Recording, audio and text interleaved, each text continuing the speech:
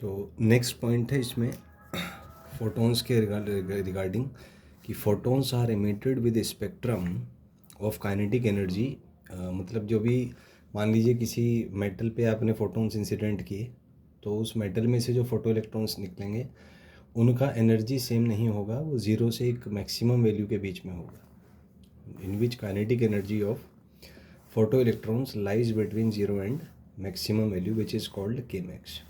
तो आप ऐसा मान लीजिए आपने किसी मेटल पे फोटॉन्स इंसिडेंट किए और उसकी वजह से मान लीजिए 100 फोटो इलेक्ट्रॉन्स निकलते हैं, तो इन 100 इलेक्ट्रॉन्स का जो एनर्जी है वो डिस्ट्रीब्यूट होगा ज़ीरो से लेके Kmax के बीच में। आई थिंक आप समझ सकते हैं।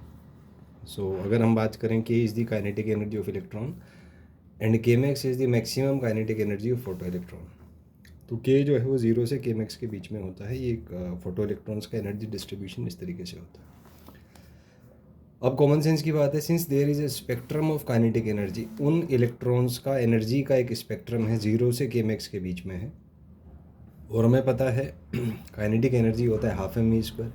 इसका मतलब उन इलेक्ट्रॉन्स का जो स्पीड होगा वो भी ज़ीरो से एक मैक्सिमम के बीच में होगा। तो इसलिए हम कह सकते हैं कि speed of those electrons lies between zero and Vmax। तो Vmax जाहिर सी बात है कि Kmax के कोरस्पॉन्डिंग होगा, तो Kmax इज़ हाफ mx²। तो यहाँ से आप देख सकते हैं एक इसमें पॉइंट ये है कि मान लीजिए फोटोन की एनर्जी h न्यू है E के इक्वल, तो ये होगा φ0 प्लस Kmax। तो जब फोटोन एक इलेक्ट्रॉन से इंटरेक्ट करेगा उस में एक एनर्जी का ट्रांसफ़र होगा इलेक्ट्रॉन को, और वो energy work function plus Kmax provide करने में यूज़ होगी। ये कॉन्सेप्ट है इसका।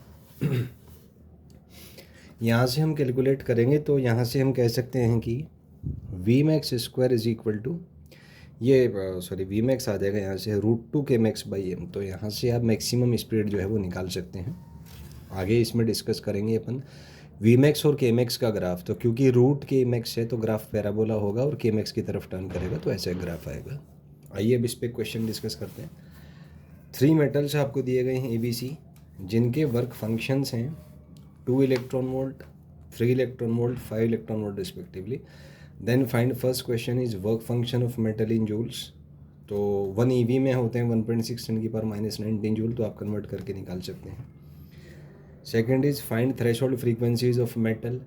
तो φ0 is equal to h nu note करके आप φ0 वहाँ से निकाल सकते हैं, न्यू नोट निकाल सकते हैं।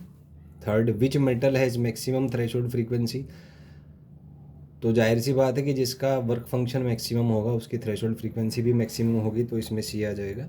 Next is which metal has minimum threshold frequency. तो ये जो 2 इलेक्ट्रॉन वोल्ट वाला है उसके कोरस्पॉन्डिंग आएगा। Next is find threshold wavelength of metals. तो थ्रेशोल्ड वेवलेंथ वगैरह हमें निकालने हैं।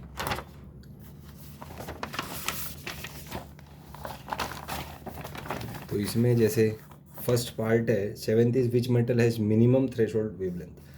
तो फर्स्ट में E का एनर्जी है 2 EV, तो EV की जगह हम 1.6 10⁻⁻19 रखेंगे, तो ये 3.2 × 10⁻⁻19 जूल आ जाएगा।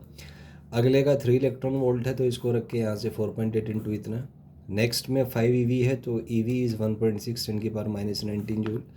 सॉल्व करेंगे तो 8 × 10⁻⁻19 जूल आ जाएगा। Second point is E is equal to h × nu. So nu is equal to E/h।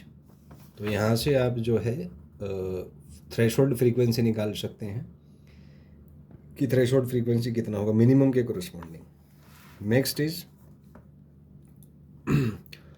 Phi is equal to nu × h। तो इसका मेटल का और इसका भी आप थ्रेशोल्ड फ्रीक्वेंसी यहाँ से निकाल सकते हैं।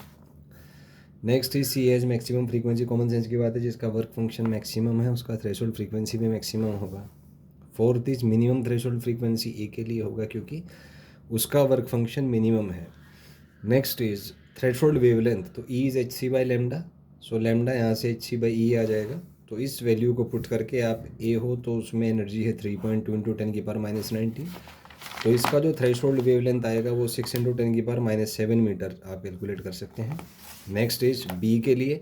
तो B के लिए कैलकुलेशंस के बाद ये आ जाएगा, C का वैल्यू रखेंगे तो ये आ जाएगा। Now sixth is maximum wavelength होगा जिसका एनर्जी मिनिमम है, जो A है। और मिनिमम वेवलेंथ जिस मेटल का वर्क फंक्शन मैक्सिमम है, जो कि C है यहाँ पे, तो ये आप सॉल्व कर सकते हैं।